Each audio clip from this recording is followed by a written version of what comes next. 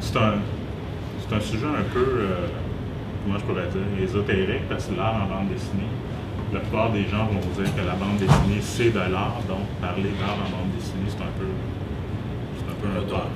Ouais.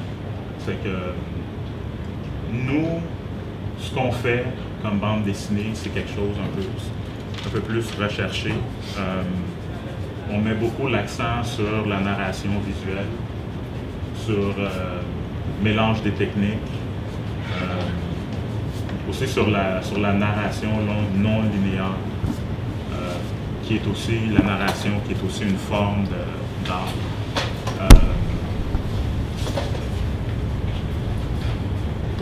Puis là, c'est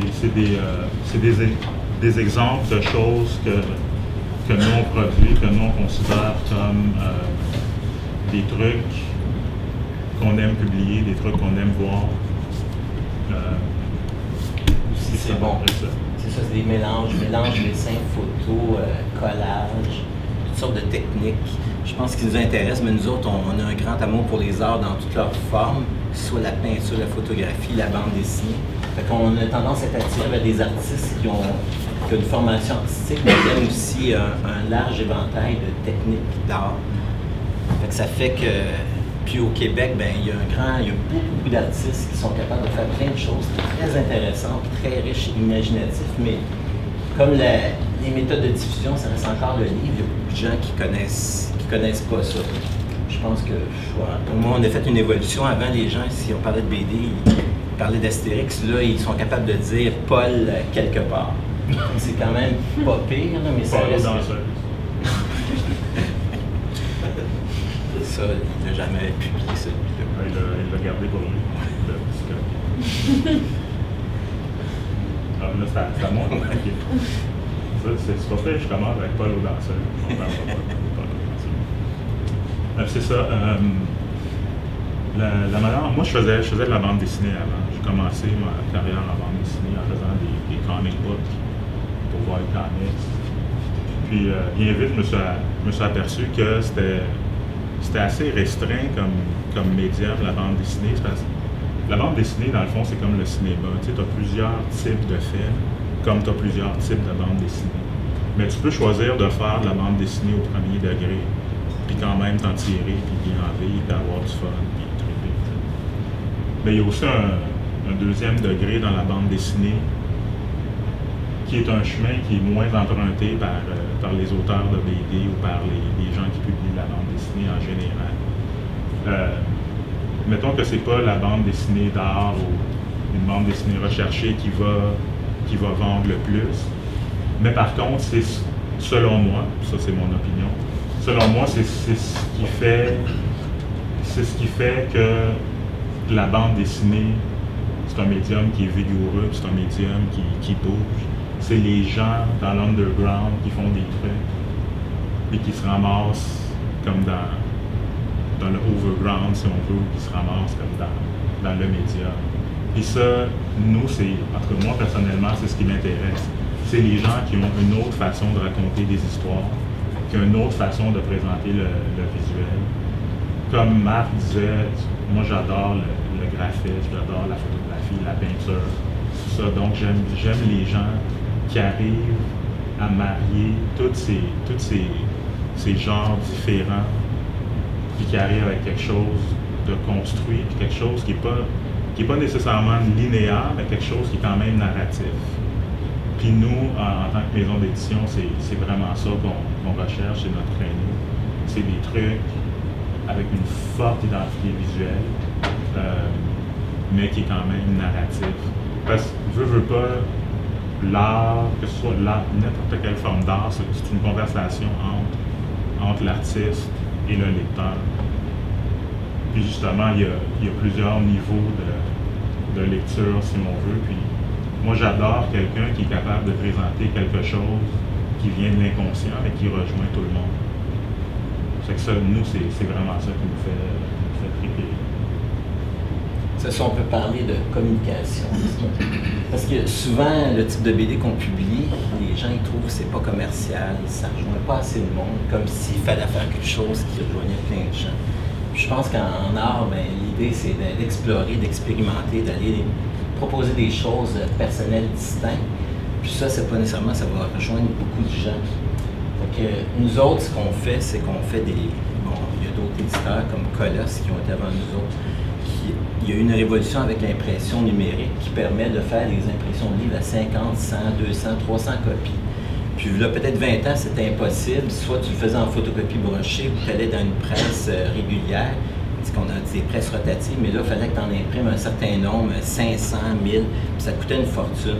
Fait que les gens qui voulaient être indépendants puis faire leur propre truc, ben c'était beaucoup difficile, puis souvent ils le faisaient, puis ils publiaient un numéro, 2 numéros, puis ils se cassaient la gueule. Ils perdaient plein d'argent, puis ils n'en faisaient plus jamais.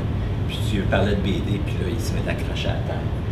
Là, maintenant, ça l'a changé, puis c'est parfait. C'est comme une révolution, c'est que c'est accessible à beaucoup de gens. Fait que ça permet à plein de gens, d'artistes ou qui ont des voix distinctes, d'essayer quelque chose, de s'auto-publier s'ils veulent. Parce que s'ils font le tour des éditeurs au Québec, il y en a peut-être 5, 6 maintenant qui font de la BD, puis les éditeurs, ces éditeurs-là, ils ont quand même un bassin large qui doit faire un album qui rejoint beaucoup de monde, fait qu'ils ne sont pas nécessairement intéressés à expérimenter, à faire des choses différentes. Mais en partant, s'il n'y a pas d'expérimentation, si on propose quelque chose de différent, bien, le médium ne va pas évoluer, il va finir par se... Comment je pourrais dire? Mais en fait, on pourrait comparer ça au crash qu'il y a eu dans les années 90 du comic book américain. C'est qu'à un moment donné, ça devient tellement redondant que c'est plus intéressant. Tu peux... je sais pas combien de fois tu peux voir Superman se battre avec je sais pas trop qui, puis à un moment donné, tu t'écartes. Fait qu'à un moment donné, le médium, il faut qu'il y ait ailleurs. Il faut qu'il fasse d'autres choses, il faut qu'il dise d'autres choses. Puis souvent, l'ailleurs vient de la frange, de l'underground, de l'alternatif. Puis je pense que c'est arrivé la même chose en France. Un moment donné, c'était tous des albums historiques, pseudo-aventures, puis t'en avais des centaines qui sortaient. Puis à un moment donné, les gens ils sont tannés, puis c'est là qu'est arrivé des nouvelles structures comme l'association c'était des auteurs encore là qui sont réunis, puis nous autres on est tannés, on propose quelque chose d'autre. Puis à partir de ce qu'ils ont proposé, mais ils ont changé totalement le paysage de la bande dessinée en Europe. Puis les grosses maisons d'édition sont mis à créer des collections qui ressemblaient à ce que les autres avaient fait. Mais ça a permis à plein d'auteurs avec des... Tu sais, je pense à quelqu'un comme Joanne Sfar, qu'il y a un style garoché, brouillon, croquis, puis jamais ça a été publié. Il y a 20 ans. Je pense que la bande dessinée classique, c'est un beau dessin, une belle ligne claire, puis il y a des gens qui, si ça déroge de ça, ils sont pas capables d'en lire. Fait que la révolution qui est arrivée avec des auteurs, c'est qu'ils ont proposé d'autres choses, peut-être un dessin plus vite, puis plein d'autres options. Puis là, ce qui donne aujourd'hui qu'il y a une richesse en bande dessinée qu'il n'y a pas eu depuis qu'il n'y a jamais eu. Fait que tout le monde, même au Québec, là, il y a plein d'artistes dans tous les domaines qui font de la BD de genre, une sorte de BD qui est intéressant. Mais je pense que c'est pas encore rendu au point où je pense qu'au Québec, il y a juste Michel Rabagatti qui fait Paul qui peut en vivre. Puis qui peut en vivre en parenthèse parce qu'il y a eu une bourse pour chaque album qu'il a fait. Fait que c'est pas encore. Là. Fait que s'il y en a... Jake aussi, il vit de sa BD, je pense. Non? Ouais, pas là, Jake. Tu veux-tu ta BD, toi? De ta BD? Tu veux dire de ton art? Oui. Tu pourrais pas dire des albums que tu fais, que tu as assez d'argent pour te payer un condo, puis ta bouffe, puis plus besoin de rien faire d'autre. Je pense que ça dépend des contrats de tout, mais pendant 3 ans, j'ai été capable de vivre uniquement de ça, mais de raison. Dans le fond, tu es illustrateur, c'est ça. Juste auteur en tant que tel, tu gagnes pas ta vie avec tes albums. Mais je l'ai fait pendant 3 ans. Mais de raison, c'est. Dans mon cas, c'est plus l'illustration qu'il faut payer mon loyer que les albums. Non, c'est pas. Puis quand on pense qu'en Europe, c'est un gros marché, puis les auteurs sont payés en 200-500$ la page quand ils dessinent de l'éditeur. Ici, là, c'est très rare que ça. Fait que c'est pas. Fait que la plupart des gens, beaucoup de gens qui font de la BD au Québec, c'est de la passion, c'est qu'ils aiment ça, fait qu'ils font d'autres jobs à côté, puis ils font leur bande dessinée. Mais ça a quand même permis une belle évolution au niveau de ce qui est proposé. Puis c'est ça, je pense, nous, en tant qu'éditeurs, moi, la manière j'ai commencé les éditions Trip, c'est que à l'UQO, l'Université du Québec en Ottawa, il y avait un programme en bande dessinée. Puis à travers ce programme-là, ça dure 3 ans. Puis la 3e année, tu fais ta synthèse, tu fais un genre de publication. Puis ce qui se passe, c'est que moi, en arrivant dans le programme, j'ai vu qu'il y avait du monde, qu'il y avait quelque chose d'autre à proposer. Puis je me suis mis à faire comme une revue, la revue Trait. J'ai appelé ça Trait, puis on expérimentait. Là, il y avait un thème, puis le monde faisait une BD sur n'importe quel thème. Puis avec ça, ben, petit à petit, le magazine s'est fait un nom, puis on a grossi, puis c'est comme ça que la maison d'édition a commencé. Puis honnêtement, c'est un truc de passion. Je veux dire, c'est pas pour tout le monde. Puis, tu sais, des artistes, il y en a beaucoup au Québec. Puis c'est des gens qui sont jamais publiés, c'est des gens qui sont jamais dans le mainstream, mais qui ont quand même quelque chose à proposer, qui ont quand même quelque chose d'intéressant à dire. Puis je trouve que c'est le fun de notre plateforme à ces gens-là. Puis publier ces gens-là, parce que c'est, encore une fois, je trouve que ça enrichit la conversation. Ouais, tu regardes l'histoire de l'art, les gens qui ont commencé, qui ont changé les choses, c'est pas comment je pourrais dire, les artistes établis, eux autres, ils veulent garder leurs acquis. Fait que c'est souvent une nouvelle génération qui arrive, ils proposent quelque chose puis quelque chose de nouveau, puis il y a tout le temps une résistance, mais ce qui était comme difficile à absorber, à prendre, bien plus tard, ça devient la norme, puis c'est tout le temps comme ça. Il faut tout le temps qu'il y ait une espèce de renouveau, puis un changement, puis des nouvelles choses qui sont proposées. Je sais pas, comme ici, si on parle de l'art en bande dessinée, y a-t-il des gens qui ont des questions, qui se disent, ben, telle affaire, ou y a-t-il quelqu'un qui sait quelque chose sur la BD d'art au Québec, ou n'importe où? J'ai une question. Pour le niveau de cette maison d'édition, vous êtes plus particulièrement où on trouve vos livres, C'est-à-dire qu'on fait notre distribution nous-mêmes. À Montréal, on est Planète BD, BD Studio 9, Marché du Livre. Marché du Livre. Fait qu'on trouve quand même nos livres dans des places, mais on n'est pas dans les endroits principaux. Puis les livres d'histoire, il y avait le premier festival de BD de Montréal. Il y a Exposine, que bon, la plupart du monde se retrouve là. Fait qu'il y a tout le temps beaucoup de choses à Exposine, assez bien le fun. Est-ce qu'il y a des gens ici qui connaissent Exposine? Oui? Parce que nous autres, on fait des petits tirages, mais le fait, c'est que comment ça marche, c'est que, mettons que ça nous coûte 400$ en faire 100. Donc, on a 4$ chaque exemplaire, fait qu'on les vend comme 8$, le double ce que ça nous a coûté. Mais quand tu vas dans les librairies, bien, premièrement, si tu fais affaire avec un distributeur au Québec, il va prendre entre 50 et 65%, dépendant de ton expérience puis comment il peut avoir. Fait que tu perds de ton prix de vente, tu perds tout cet argent-là. Tandis que quand on autogère et on fait la distribution nous autres mêmes, on a plus de profits qui nous reviennent. Puis en général, ben, ça permet de faire d'autres livres. Puis de toute façon, si on en faisait, pour aller en distribution, tu en fais plus, ça ne veut pas dire que tu vas les vendre. Puis ce qu'on fait nous autres, c'est pas nécessairement, on ne veut pas en faire des centaines de milliers parce que ça ne va pas. Il faut trouver un public. Puis le public, on le trouve, mais je pense que, tu sais, au Québec aussi, on a tout le monde a lu de la BD quand il était jeune. Tout le monde a lu les Européens, les Schtroumpfs, Lucky Luke, Astérix. Puis, fait que la BD d'art qui est différente, on joint du monde, mais c'est pas. Des fois, il y a une espèce de dilemme entre les lecteurs traditionnels de bande dessinée, puis les gens qui sont ouverts à d'autres choses, à des formes artistiques. Fait que quand il y en a qui vont tomber sur ce qu'on fait, puis ils n'ont pas de repères, ils ne savent pas comment la lire, la bande dessinée. Parce que c'est narratif, c'est comme moi je fais des photoromans, je fais des photoromans mais j'écris des scénarios de BD. Fait que les gens qui font de la BD, des fois regardent des photoromans puis ils trouvent ça bizarre, ils ne savent pas trop comment ça fonctionne. Puis comment apprécier ça parce qu'ils n'ont pas de background par rapport à la photographie puis le média. Puis vice versa. Moi je me rappelle, j'ai des artistes qui sont publiés à Pastèque maintenant, mais quand ils ont commencé, il y avait un style tellement personnel, distinct, que les gens, il y avait de la misère à lire parce qu'ils ne savaient pas, parce que c'était pas une ligne claire. Fait que tu vois que depuis que j'ai commencé à en faire aujourd'hui, la perception puis l'évolution des gens pour lire des BD, ça l'a augmenté, mais Tu sais, on en consomme énormément de BD ici, mais on consomme des BD qui viennent d'ailleurs, en majeure partie.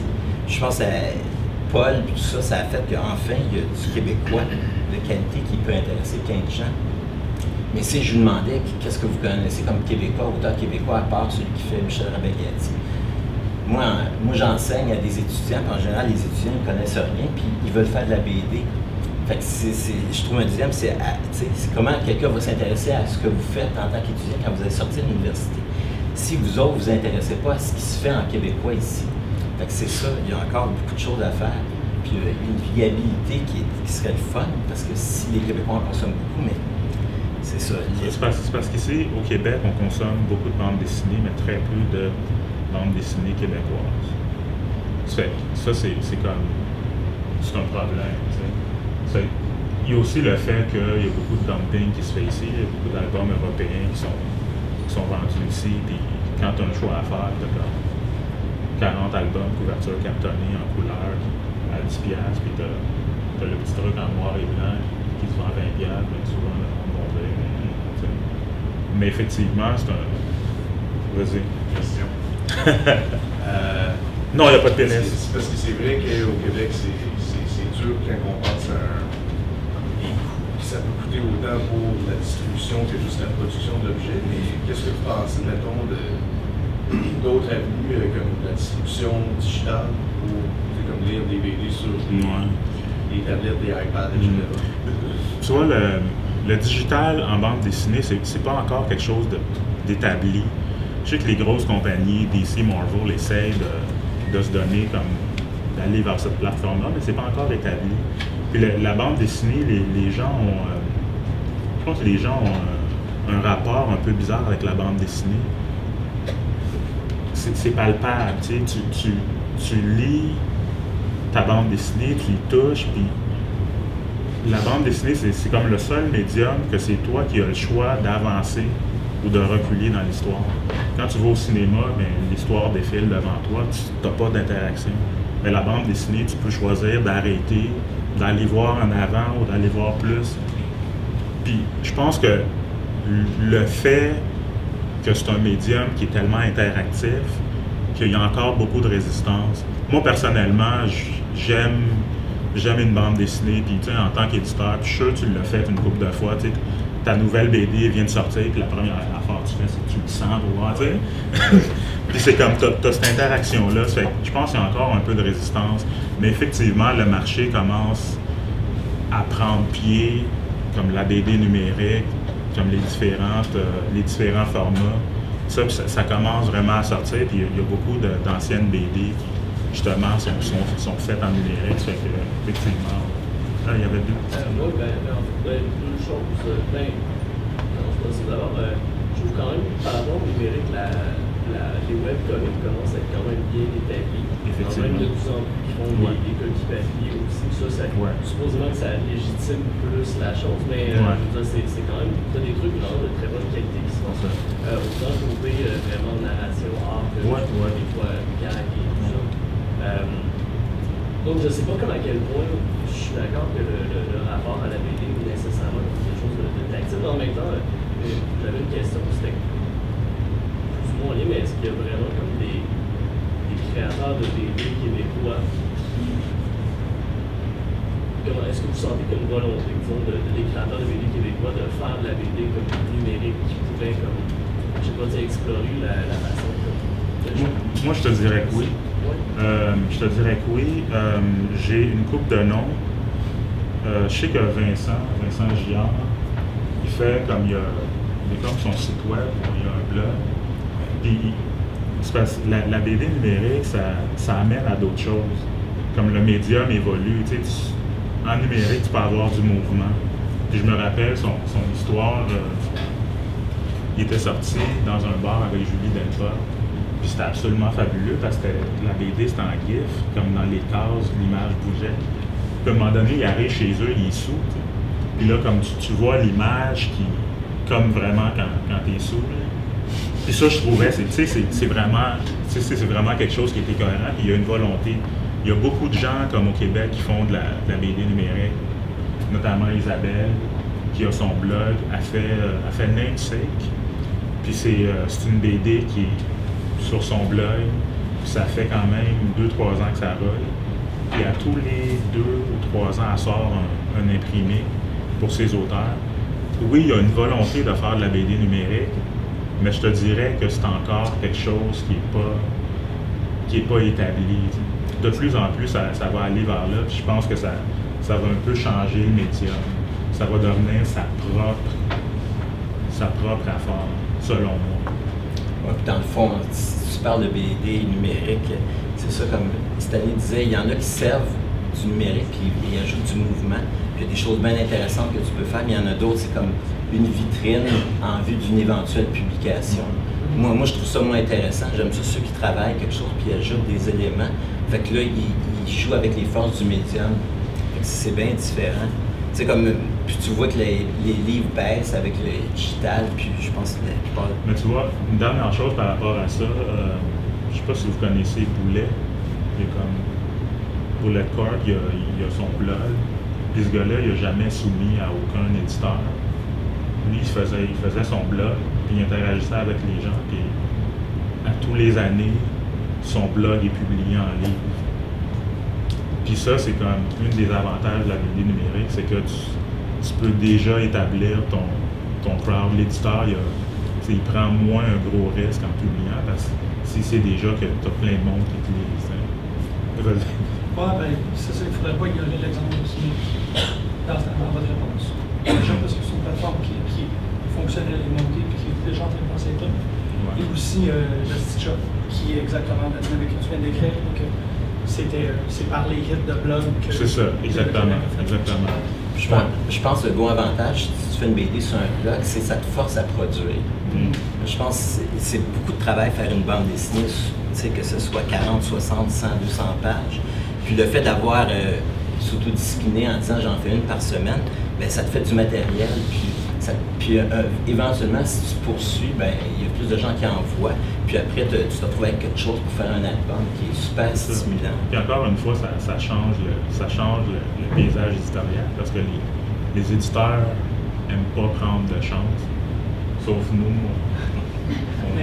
on n'a pas reçu le mémo, là, mais les éditeurs en général, ils n'aiment pas prendre de chance. Puis si quelque chose est déjà établi, il y a déjà son crowd, bien, ça va être plus facile à publier. Tu parlais de changer de panorama. Je suis vraiment important, je suis vraiment désolé. Il faut que je règle dans ma prochaine présentation. Mais est-ce que vous avez souligné le fait que présentement, Trip est le seul périodique qui fait de la théorie de la bande dessinée au Québec? Non, on n'a pas parlé du magazine encore. Placiez quelques mots concernant ça parce que pour moi, ça mérite de penser. Tu veux-tu venir faire la conférence? Je ne le cacherai pas, je suis un très grand fan de votre travail. Cool, merci. Ouais. C'est important. Il parle. Trip, c'est le magazine que j'ai commencé pendant que j'étais à l'université. C'est le seul magazine au Québec, sinon au Canada, si je ne me trompe pas, qui parle comme de bande dessinée, qui fait de la théorie, qui a des essais, puis qui présente comme tous les aspects de la bande dessinée comme ça. N'importe qui, c'est ça. Jacques Sanson, Gabriel qui était là ce matin. Non, vous faites. Mais c'est tous ces gens-là, on les a demandé, puis s'ils étaient prêts à participer, parce qu'il n'y en a pas de qu'est-ce qui manque, je pense, puis c'est pas juste ici, c'est une espèce de regard critique sur ce qui est parce que là, vous avez des auteurs que ça fait 30 ans, ça fait longtemps. Il y a un héritage de bande dessinée énorme, mais ça disparaît des tablettes, puis ça disparaît des bibliothèques. L'autre fois, je cherchais un livre d'André-Philippe Côté à la Grande Bibliothèque, puis il n'était plus ces tablettes, il avait disparu, il fallait que je demande la permission, il y avait une copie dans les archives nationales. Puis là, j'ai trouvé ça terrible. Fait que l'idée, c'est de la mémoire, tu sais, on a sur toutes nos plaques, je me souviens, mais les gens ne se souviennent pas grand-chose. Fait qu'on se souvient pas longtemps. Ouais, fait que avoir une revue comme ça avec des textes, ben, ça permet d'avoir un revue. Puis moi, cette revue-là, si on pourrait, on en ferait. Il y a tellement de matériel à parler des auteurs québécois qu'il y en a que ça fait trop longtemps, puis personne ne connaît. Fait que c'était ça un petit peu l'idée de faire la revue Trip dans sa dernière incarnation, c'est de commencer à avoir des textes de profondeur qui font découvrir des auteurs, puis des gens qui travaillent dans la BD, dans l'ombre depuis des années, mais c'est super riche. Parce que si nous autres, on ne célèbre pas les gens ici, c'est pas les Français ni les Belges qui vont le faire. Fait que ça, c'est bien important. Ça va aussi dans le sens de l'art dans la BD. Je veux dire, ta culture est dans quelque part ton art, puis tu te dois de la conserver et de la diffuser. Si on va comme des places en Finlande, eux autres, leur BD, c'est leur culture. Carrément. Et tu retrouves la culture finlandaise dans leur BD, puis ils la promouvoient, puis ils font tout. Ce qu'on n'a pas encore ici, malheureusement. Mais ça s'en va. Grâce à vous. Je te dirais grâce aux auteurs, dans le fond. Hein. Ouais. Comment qu'il y en a qui continuent, qui en font, puis qui font des choses super intéressantes, qui, en retour, nous stimulent à vouloir en parler. Moi, c'est ça, tu sais, c'est comme tabarouette. Moi, j'ai une grosse section québécoise dans ma bibliothèque de BD chez nous. Puis, si je pourrais en avoir bien plus. Puis, il y a une richesse, puis cette richesse-là, c'est un reflet de nous autres. Il faut juste que d'autres personnes en soient conscientes. Puis peut-être dire que je pense qu'on peut terminer là-dessus. En tant qu'éditeur, nous autres, comme il y a moins de gens qui achètent, on s'est dit que faire la BD d'art, c'est comme là, on prépare des projets, c'est comme faire des couvertures en sérigraphie, comme l'édition Par Part qui ont commencé à faire, insérer des sérigraphies à l'intérieur, des espèces d'interventions artistiques manuelles par l'auteur. Autrement dit, le livre devient quelque chose que tu l'achètes, puis tu sais que l'auteur a travaillé dessus lui-même. C'est pas juste été imprimé dans une imprimée et diffusé partout. Fait que là, on est en train de travailler ça. Puis souvent, on offre des sérigraphies, des choses avec les œuvres pour promouvoir, puis pour essayer. Puis c'est le fun, c'est comme associer des petites affaires, des œuvres, des petites sérigraphies, des petites photos, des choses qui donnent un petit plus, mais en même temps qui ouvrent d'autres avenues. Puis ça, je trouve ça, pour nous autres, c'est le fun. C'est peut-être le côté pif gadget, mais là, personne ne va comprendre la référence. On a notre page Facebook, si vous êtes intéressés. Allez sur Facebook, Édition Trip. Puis on a souvent, on fait des trucs par rapport à la bande dessinée aussi. Là, on fait des peluches un peu bizarres. Des peluches? Des peluches. Un peu bizarres, des trucs comme ça. Ça fait qu'on fait des trucs satellites à la bande dessinée pour rehausser le produit puis entourer la chose. La bande dessinée, c'est une œuvre théorique, c'est une œuvre en tant qu'objet aussi. Puis ça, si tu dis tu fais de la BD, tu fais de l'art en bande dessinée, mais ça, c'est un truc que tu dois être conscient d'entourer ton objet, de promouvoir ton objet. Comme ça, on fait des affaires cute, des fois aussi. Nous, on tripe, c'est pour ça qu'on a appelé ça trip. Ouais. Cool.